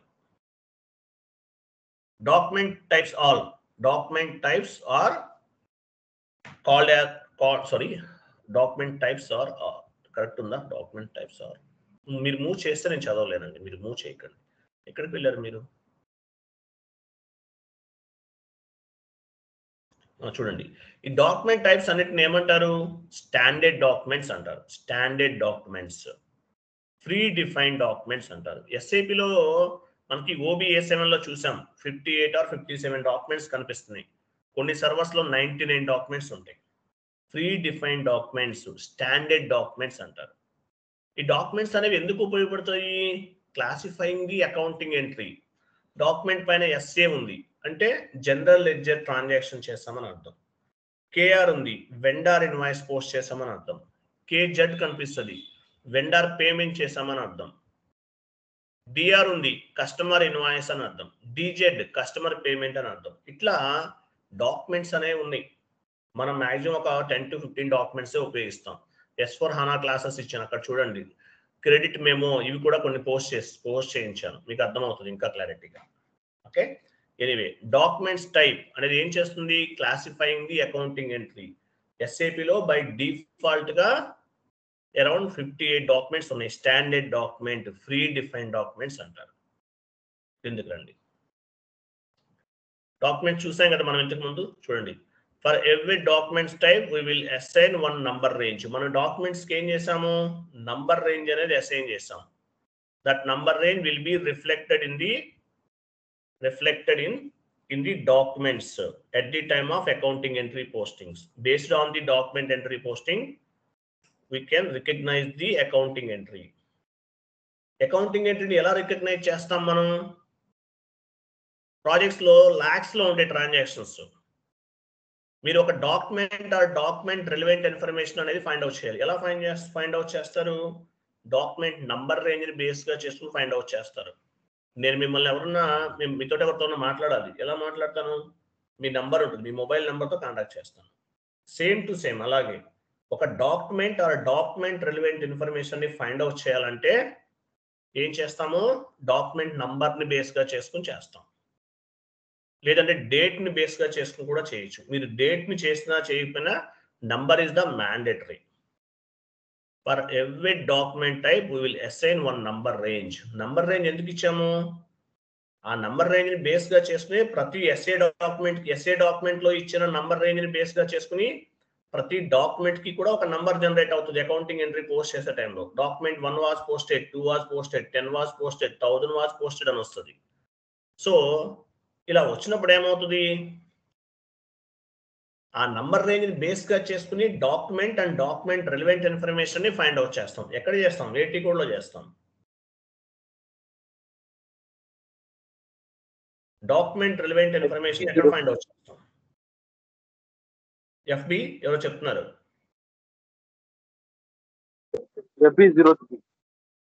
Very good. FB03 transaction code లో ఉండే documents అన్ని కూడా FB03కి వెళ్ళి డాక్యుమెంట్ నంబర్ ఇచ్చారనుకోండి, ఆ డాక్యుమెంట్ అనేది ఓపెన్ చేయొచ్చు. ఏ రోజు ట్రాన్సాక్షన్ చేశారు, డాక్యుమెంట్ వాల్యూ ఎంత ఉంది, ఏ బిజినెస్ ఏరియాకి సంబంధించింది, అది ఎవరు పోస్ట్ చేశారు, ఏటీ కోడ్తో పోస్ట్ చేశారు, ఏ టైంలో చేశారు, యూజర్ ఎవరు, అవన్నీ కూడా ఫైండ్ అవుట్ చేయొచ్చు. ఓకే, నెక్స్ట్ డౌన్కి రండి.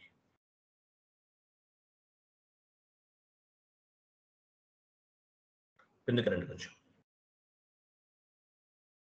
ఇవన్నీ చదవండి, కొంచెం డౌన్కి వెళ్ళండి.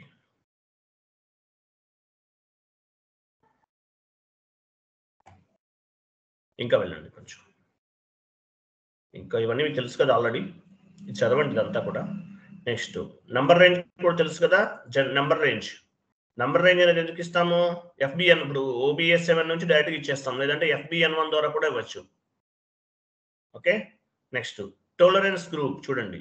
నెక్స్ట్ కిందకి వెళ్ళిపోండి. టోలరెన్స్ గ్రూప్ ఇది కాదు, ఇంకోటి ఉంటే చూడండి. టోలరెన్స్ గ్రూప్ అనేది tolerance group, define tolerance group. Meaning of tolerance group. Tolerance group అనేది ఏం చేస్తుంది? Simple logic. సాక్రిఫైస్ వాల్యూని మనం ఇక్కడ డిఫైన్ చేస్తాం. సాక్రిఫైస్ ది వాల్యూని మనం డిఫైన్ చేస్తాం. As well as tolerance contents, authorization contents.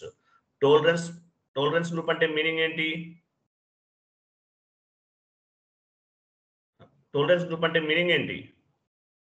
ఇది జిఎల్ కి సంబంధించింది చూడండి. ఆథరైజేషన్ ఆథరైజేషన్ పర్పస్ ఉపయోగపడుతుంది. టోలరెన్స్ గ్రూప్స్ టోటల్ గా మనకి different types of the tolerance groups ఉంటాయండి. కొంచెం క్రిందకి వెళ్ళండి. How many types of defined tolerance group for employees కింద చూడండి ఎక్కడ ఉంది. ఇంకా పైన ఉంటుంది చూడండి. ఇంకా పైన అది కాదు,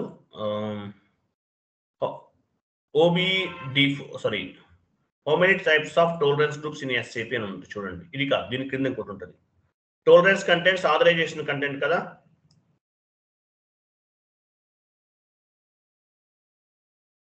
ఇక్కడ ఇది కాదు, వెయిట్ అయ్యో మీరు చాలా స్పీడ్గా వెళ్తున్నారు. ఇంకా పైన కొంచెం పైకి వెళ్ళండి. Wait meaning of tolerance group, ఇది OB57 అండి. Meaning of tolerance group is nothing but employees authorization group. ఒక ఎంప్లాయీకి ఆథరైజేషన్ ఇవ్వడానికి ఈ టోలరెన్స్ గ్రూప్ అనేది ఉపయోగపడుతుంది. కొంచెం కిందకి రండి.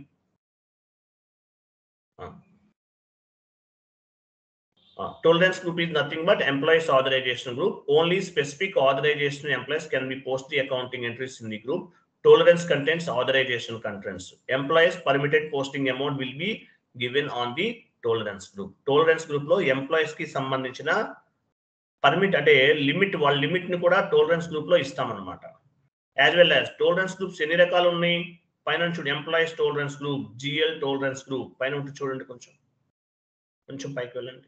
ఇక్కడ ఇదే లైన్, మీరు చాలా ఫాస్ట్ వెళ్ళిపోతున్నారు. కొంచెం క్రిందికి రండి. ఇంకా మీనింగ్ ఆఫ్ టోలరెన్స్ గ్రూప్ దగ్గర how many types of tolerance groups in SAP అది చూడండి. క్వశ్చన్ ఉంది కదా.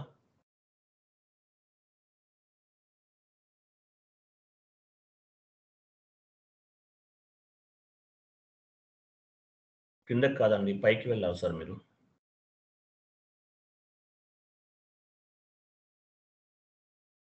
ఇక్కడ ఉందా OB0నా? ఓకే, నెక్స్ట్ కిందకి రండి చెప్తాను. కొంచెం ఇక్కడ లేకపోవడం ఏంటి? మీ షీట్ ఒకటి షీట్ ఫార్వర్డ్ చేశాను కదా. వెయిట్ అక్కడే ఉండండి. నంబర్ రేంజ్ తర్వాతే ఉంటుంది చూడండి. నంబర్ రేంజ్ ఇచ్చాం FBN1 తర్వాత ఉంటుంది చూడండి. ఇంకా పైకి వెళ్ళండి. ఇంకా పైకి వెళ్ళండి. FBN1 తర్వాత వెయిట్ అయ్యో ఆగండి సార్, కొంచెం స్లోగా మూవ్ చేయండి సార్. డౌన్కి రండి సార్, డౌన్కి రండి. FBN1 తర్వాత వెయిట్ ఇక్కడ చూడండి. Employees tolerance group red colour లో ఉందా చూపించండి. How many types of tolerance groups? Tolerance groups ఎన్ని రకాలు ఉన్నాయి? టోటల్ గా 4 టైప్స్ ఉంటాయండి. Employees tolerance group, GL tolerance group, ఇంకా క్రిందకి రండి.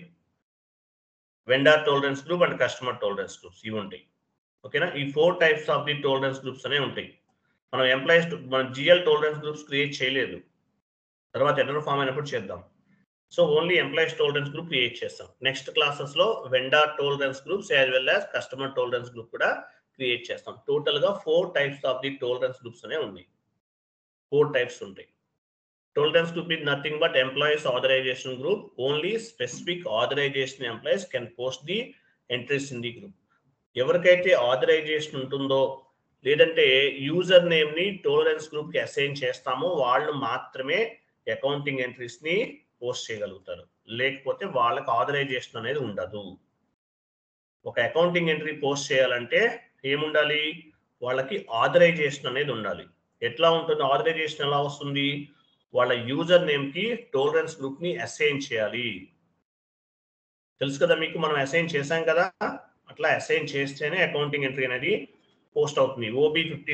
OB57 లో చేస్తాం. Assign user to tolerance group లో చేస్తాం. సో ఈ టోలరెన్స్ గ్రూప్ అంటే మీకు అర్థమైంది కదా. ఈ టోలరెన్స్ గ్రూప్ అనేది authorization purpose as well as sacrifice amount కూడా ఇవ్వడానికి యూజ్ అవుతుంది. మీరు పని చేయండి, అసైన్ డిఫైన్ టోలరెన్స్ గ్రూప్ వెళ్ళండి.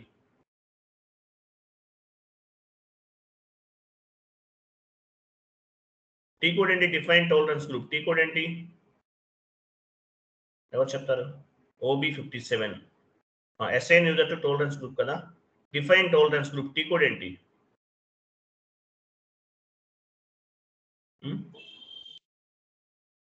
చూసేనా చెప్పండి. OBA0 సార్ అక్కడ. OBA0 అనేది GL అకౌంట్ అండి. ఓకే, అది వేరా. Okay okay. OBA0 అనేది GL defined tolerance group for GL accounts. OBA0 అనేది దేనికి సంబంధించింది? GL అకౌంట్స్ కి సంబంధించింది.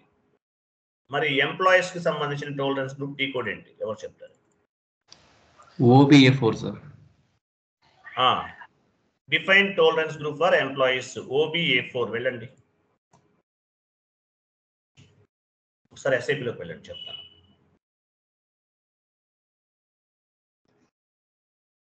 OBA4 పొజిషన్కి వెళ్ళండి, మీ టాలరెన్స్ గ్రూప్ ఇవ్వండి. ప్రమోద్ గారు ఎందుకు జాయిన్ అవ్వట్లేదు? ఏంటి ప్రాబ్లం? నేను మాట్లాడతాను ఏంటో. లోకేష్ గారు డబుల్ క్లిక్ చేయండి, దానిపైన సెలెక్ట్ చేయొద్దు, డబుల్ క్లిక్ చేయండి. ఇక్కడ చూడండి, ఇది టాలరెన్స్ గ్రూప్ అన్నమాట. టాలరెన్స్ గ్రూప్ లో మనం ఇక్కడ సాక్రిఫైస్ అమౌంట్స్ ఇస్తాం. Tolerance groups different types of the tolerance groups ఉంటాయి. ఆ ఎంప్లాయీకి లిమిట్ ఆథరైజేషన్ సెట్ చేయడానికి as well as sacrifice amount ని సెట్ చేయడానికి వాటికి కూడా టాలరెన్స్ గ్రూప్ అనేది ఉపయోగపడుతుంది. As well as tolerance contents, authorization content. ఒక ఎంప్లాయీకి ఆథరైజేషన్ ఇవ్వడానికి టాలరెన్స్ గ్రూప్ అనేది ఉపయోగపడుతుంది అనమాట. వెళ్ళండి, షీట్ ఓపెన్ చేయండి. టాలరెన్స్ గ్రూప్ గురించి కంప్లీట్ ఇన్ఫర్మేషన్ ఇచ్చారు, మొత్తం చదవండి. షీట్ ఓపెన్ చేయండి. ఇక్కడ ఇచ్చాను చూడండి, రెవెన్యూ, ఎక్స్పెన్సెస్, ఇవన్నీ చదవండి. మీరు ఓన్ గా చదివి అనాలిసిస్ చేయండి, ఏం లేదు, సింపుల్ గా అర్థమవుతుంది మీకు. కొంచెం పైకి వెళ్ళండి, కొంచెం పైకి వెళ్ళండి. ఇక్కడ చదవండి. OBA4కి ఇచ్చింది కూడా అంతే. OBA4 అయినా ఏదైనా ఉంటే ఇక్కడ చదవండి, మీకు అర్థమవుతుంది.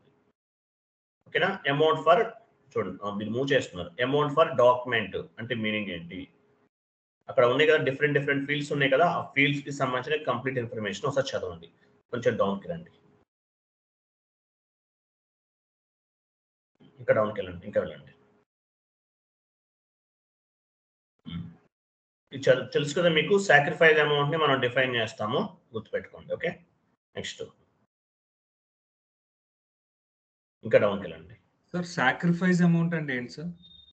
సాక్రిఫైస్ అమౌంట్ అంటే ఫర్ ఎగ్జాంపుల్ మీరు డాక్యుమెంట్ వాల్యూ 1 lakh ఉంది. ఎగ్జాంపుల్ నేను మీకు ఒక 1 lakh నేను మీకు ఇవ్వాలి, నా దగ్గర 1 lakh లేదు. ఎంత ఉంది నా దగ్గర? 99,900 రూపీస్ ఉంది. అంటే మీరు నాకు ఎంత సాక్రిఫైస్ చేశారు? 100 రూపీసా? అంతే కదా? That is called sacrifice amount. మీరు ప్రొడక్ట్ సేల్ చేస్తున్నారు, బిల్ జనరేట్ చేస్తున్నారు, అకౌంటింగ్ ఎంట్రీ పోస్ట్ చేస్తున్నారు. మీ కస్టమర్ మిమ్మల్ని డిస్కౌంట్ అడిగారు, సార్ ఒక 10 రూపీస్ తక్కువ చేయండి సార్ అనేది. సో మీకు లిమిట్ ఎంత? మీ సాక్రిఫైస్ అమౌంట్. అర్థమైందా? ఓకే, దీనికి లిమిట్స్ ఉంటాయి సార్, ఇంతవరకు ఇవ్వాలి. లిమిట్ ఉంటుంది కాబట్టి టాలరెన్స్ అనేది ఇంపార్టెంట్. మీకు అక్కడ ఆ షీట్ చదవండి, మీకు అర్థమవుతుంది. ఆ లిమిట్ గురించి కూడా నేను చెప్పాను, మెన్షన్ చేశాను. మీరు ఓన్ గా అనాలిసిస్ చేయాలి. 99% నేను చెప్తాను, 1% మీరు ఓన్ గా అనాలిసిస్ చేయాలి. నోట్స్ ప్రిపరేషన్ అంతా మీ రెస్పాన్సిబిలిటీ, అది కూడా నేనే చెప్తున్నాను. మీరు రిస్క్ అనేది కేర్ తీసుకోవాలి, చేయాలి. చేస్తేనే మీకు ఆ ప్రెజర్ అనేది మీకు అర్థమవుతుంది. అన్నీ నేను చెప్పాను అనుకోండి, మీకు అర్థమవుతుంది. నేను 99% నేను చెప్తాను, 1% అనేది మీరు ఓన్ గా అనాలిసిస్ చేయాలి. ఓకేనా? నెక్స్ట్ చూడండి, what is mean by debit side transaction, debit transaction, what is mean by credit transaction. తెలుసు కదా మీకు. ఎందుకు రండి, రెవెన్యూ ఇక్కడ చూడండి, ఇంకా డౌన్కి వెళ్ళండి. ఇక్కడ చూడండి, 10,000 అమౌంట్ ఇవ్వాలి. Example incoming payment. సో ఎంత ఉంది వాల్యూ? ఎంత వచ్చింది ఇక్కడ? ఇదేం మూవ్ చేసేస్తున్నారు, నేను చెప్తున్నప్పుడు ఏం చెప్పను నేను. ఇంకా 10,000 ఉంది, ఇది ఎంత పే చేశారు? 1,998 రూపీస్. సో లాస్ అనమాట, 2% అనేది లాస్. ఇక్కడ ఈ డిఫరెన్సెస్ అమౌంట్ అనమాట. మ్యూట్లోకి వెళ్ళండి, ఎవరైనా డిస్టర్బ్ చేస్తున్నారు. సాయి గారు మ్యూట్లో ఉండండి. నెక్స్ట్ ఇక్కడ చదవండి, మీకు అర్థమవుతుంది. Gain or loss. ఓకే, ఇంకా డౌన్కి వెళ్ళండి, ఇంకా డౌన్కి వెళ్ళండి. assign user to tolerance group. So assign user to tolerance group. అంటే ఏంటి, యూజర్ నేమ్ని టోలరెన్స్ గ్రూప్కి అసైన్ చేస్తాం, చేస్తేనే ఆథరైజేషన్ ఉన్నట్లు. Tolerance contents, authorization content. ఒక ఎంప్లాయీకి ఆథరైజేషన్ ఎలా వస్తుంది, మీ యూజర్ నేమ్ని టోలరెన్స్ గ్రూప్కి అసైన్ చేయాలి. అది తర్వాత ఇవన్నీ మీకు తెలుసు కదా. Meaning of tolerance group. Tolerance is nothing but employees authorization group. Only specific authorization employees can post accounting entries in the group. Tolerance contains authorization content. Employees permitted posting amount will be given on the tolerance group. అది చదవండి. దాని పైన, దీని పైన ఉంది, కొంచెం పైన, just ఎక్కువ మూవ్ చేయకండి. అది ఈ 4 పాయింట్స్ ఇంకొంచెం పైకి వెళ్ళండి. అది వెయిట్ ఇది మీనింగ్ ఆఫ్ టోలరెన్స్ గ్రూప్, ఇది చదవండి. నెక్స్ట్ ఇంకా డౌన్కి వెళ్ళండి. So completed. నెక్స్ట్ ఏముంది ఇక్కడ చూడండి, గ్లోబల్ పారామీటర్స్ తెలుసు కదా. గ్లోబల్ పారామీటర్స్ కంపెనీ కోడ్కి సంబంధించిన OB-Y6 లాస్ట్ ఎల్లో కలర్లో ఉంది లైన్, ఫస్ట్ లైన్ చూడండి. Enter global parameters. Global parameters అంటే ఏంటి, మీ కంపెనీ కోడ్కి సంబంధించిన కంప్లీట్ గ్లోబల్ డేటా అనేది ఫైండ్ అవుట్ చేయొచ్చు. ఓకేనా. On this transaction you can see all objectives related to financial accounting which are you assign to your company code. It's given your nice overview of whatever you have done. అంటే మీరు ఏమేమి configuration చేస్తారనేది ఇక్కడ కనిపిస్తుంది. Right. Next న్యూజియల్ concept కదా, ఇవన్నీ separate concepts. Document splitting, parallel accounting, ఇవన్నీ separate concepts. Next కొంచెం కిందకి రండి. Why SAP has given 4 additional posting periods. ఇది ఇంటర్వ్యూలో అడుగుతారని చెప్పాను కదా. ఆల్టర్ అడ్జస్ట్మెంట్ ఎంట్రీస్ పోస్టింగ్ చేయడానికి యాక్యురల్ డిఫరెల్ కాన్సెప్ట్ అని ఒకటి ఉంటుంది, దాని purpose, as well as tax కరెక్షన్స్కి, టెక్నికల్ ఇష్యూస్ ఏమైనా ఉంటే కనుక ఇవి చేయడం జరుగుతుంటుంది అనమాట. ఇది మొత్తం మీరు చదవండి. లాస్ట్లో టోలరెన్స్ గ్రూప్ గురించి మొత్తం చదివి మీరు అనాలిసిస్ చేయాలి. టోలరెన్స్ గ్రూప్ ఏ ఫీల్డ్ అనేది మిమ్మల్ని, అంటే ఈ ఫీల్డ్స్ గురించి అడగరు మిమ్మల్ని. యాక్చువల్గా what is mean by tolerance group, what are the advantages of the tolerance group, tolerance contents, authorization contents, sacrifice amount, ఇవన్నీ కూడా మనం ఇక్కడ కాన్ఫిగర్ చేస్తామని చెప్పాలంటే ఇది మొత్తం చదవాలి. ఇంటర్వ్యూలో minimum 3 to 4 questions guarantee, at least 3 guarantee అనమాట. అలాగే ఇవన్నీ కూడా బేస్మెంట్స్, మీకు బేస్మెంట్ లాంటిది అనమాట. సో నెక్స్ట్ క్లాస్ వచ్చేసి 1 minute. Next class posting types. ఒక డాక్యుమెంట్ని మనం ఎన్ని రకాలుగా పోస్ట్ చేయొచ్చు. టుమారో క్లాస్ చాలా ఈజీగా సింపుల్ వేలో ఉంటుంది, ఇంత టఫ్ ఉండదు, డెడ్ ఈజీ. ఫస్ట్ టైం అంటే టఫ్ ఉంటుంది, సెకండ్ టైం అంటే ఈజీగా ఉంటుంది. కానీ ఈ 10 క్లాసెస్ నేర్చుకున్న వాళ్ళు SAP చాలా ఈజీగా నేర్చుకుంటారు. కాబట్టి కేర్ఫుల్గా చేయండి. చాట్ బాక్స్లో ఒక ఇమేజ్ ఉంది చూడండి. టుమారో క్లాస్ ఏంటి, ఇది పోస్టింగ్ టైప్స్. ఒక డాక్యుమెంట్ ఎన్ని రకాలుగా పోస్ట్ చేయొచ్చు. Fast data entry, park document, hold document, ఇవన్నీ కూడా నెక్స్ట్ క్లాస్లో డిస్కస్ చేద్దాం. క్లియరా, అందరికి అర్థమైందా? ఏ షీట్లో ఉన్నదంతా చదవాలండి, ఏది మిస్ చేయకండి. చాలా వ్యాలిడ్ కంటెంట్, అది చాలా వ్యాలిడ్ కంటెంట్. షీట్లో ఉన్నది మొత్తం చదవాలి. ఈ ఇన్ఫర్మేషన్ ఎలా వస్తుంది మీరు చెప్పగలరా? SPROలోకి వెళ్ళండి. ఇన్ఫర్మేషన్ ఎలా ఫైండ్ అవుట్ చేయొచ్చు?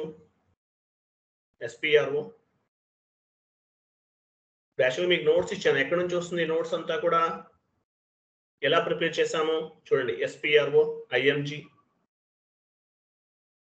Enterprise structure, definition, financial accounting. Example define company ఉంది. డిఫైన్ కంపెనీ, దానికి లెఫ్ట్ సైడ్ ఒక నోట్ IMG యాక్టివిటీ డాక్యుమెంట్ కనిపిస్తుంది చూడండి. ఒక స్పెట్ సింబల్ ఉంది దానికి లెఫ్ట్ సైడ్. అయ్యో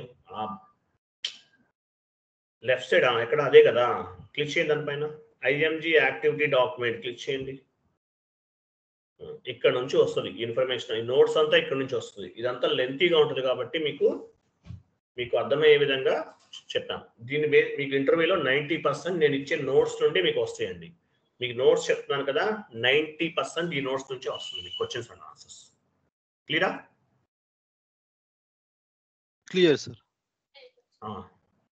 మీకు మన దగ్గర జాబ్ వచ్చిన వాళ్ళు ఎవరిని యాడ్ చేయలేదు కదా, కొంతమంది ఉన్నారు, వాళ్ళు డాక్యుమెంట్స్ అప్లోడ్ అని అదని ఇదని బిజీ షెడ్యూల్లో ఉన్నారు, అందువల్ల మీకు కాంటాక్ట్ చేయలేకపోతున్నాను. ఇన్ఫోసిస్లో ఒక జాబ్ వచ్చింది, మీరు చూసారా? ఎస్ సార్, మీరు లాస్ట్ టైం షేర్ చేశారు. చూసారు కదా, ఆయనతో కూడా మాట్లాడాను. లాస్ట్ 1 month బ్యాక్ 3 members వచ్చినాయి జాబ్స్. ఇంకోటి కూడా చెప్తున్నానండి, ఎస్ఏపిలో జాబ్ ఎవరికి వస్తుంది? మన దగ్గర 100 members జాయిన్ అయ్యారు. ఎగ్జాంపుల్ 100 members వస్తుందా? వస్తుంది. ఎప్పుడు వస్తుంది? స్టార్టింగ్ నుండి ఎండింగ్ వరకు ఈచ్ అండ్ ఎవరి క్లాస్ ప్రాపర్గా ప్రిపేర్ అయ్యే వాళ్ళకే వస్తుంది, లేకపోతే జాబ్ రాదు. అది కూడా చెప్తున్నాను. సక్సెస్ రేట్ తక్కువ ఉంటుంది ఎస్ఐపిలో. 100 members జాయిన్ అవుతారు, ఒక 5 members జాబ్స్ వస్తాయి. ఎందుకు వస్తుంది అంటే హార్డ్ వర్క్ చేయాలి మీరు. డిసప్పాయింట్ చేస్తున్నాను అనుకోకండి, హార్డ్ వర్క్ చేసే వాళ్ళకే జాబ్ వస్తుంది. ఏదో జాయిన్ అయ్యాము కోర్సు వెంటనే అయిపోవాలి జాబ్ కొట్టాలంటే అవ్వదు. హార్డ్ వర్క్ చేయాలి. ఇప్పుడు ఈయన నాగరాజు ఉన్నారు, 2 daysలో చేస్తారు కాన్ఫిగరేషన్. నేను 10 daysలో చెప్పిన 2 daysలో చేస్తారు. వస్తుంది జాబ్, వస్తుంది, గ్యారంటీగా వస్తుంది ఇట్లయితే. సో అలా వర్క్ చేసే వాళ్ళకే వస్తుంది జాబ్. స్టార్టింగ్ నుండి ఎండింగ్ వరకు ప్రాపర్గా ప్రతిదీ ప్రాక్టీస్ చేయాలి. మీకు నోట్స్ కూడా చెప్తున్నాను, నోట్స్ కూడా చదవాలి. చదివితే గ్యారంటీ జాబ్ వస్తుంది, లేకపోతే రాదు. ఆ పేషెన్సీ ఉండాలి మీకు. ఏం ప్రాక్టీస్ చేస్తాంలే, టైం లేదు అట్లా అనుకుంటే జాబ్ రాదు. ఎఫర్ట్స్ పెట్టి వర్క్ చేయాలి. క్లియర్ కదా? Yes sir. లేదు సార్. ఓకే, థ్యాంక్ యూ అండి, bye, good day. Hello sir చెప్పండి. సార్ అది చిన్న ఎర్రర్ ఫామ్ అయింది సార్, కొంచెం సార్ట్ అవుట్ చేయగలరా సార్? నేను నైట్ ఎర్రర్ ఫామ్ అయిందా? మీరు పని చేయండి, నేను మాట్లాడలేను యాక్చువల్గా. నాకు మీరు 11 o'clock కాల్ కుదురుతుందా మీకు? అంటే నేను వర్కింగ్ సార్, నేను మళ్ళీ 9:30 కల్లా చేయండి. స్క్రీన్ షేర్ చేయండి, చూద్దాం. స్క్రీన్ షేర్ చేయండి. Okay sir, thank you sir.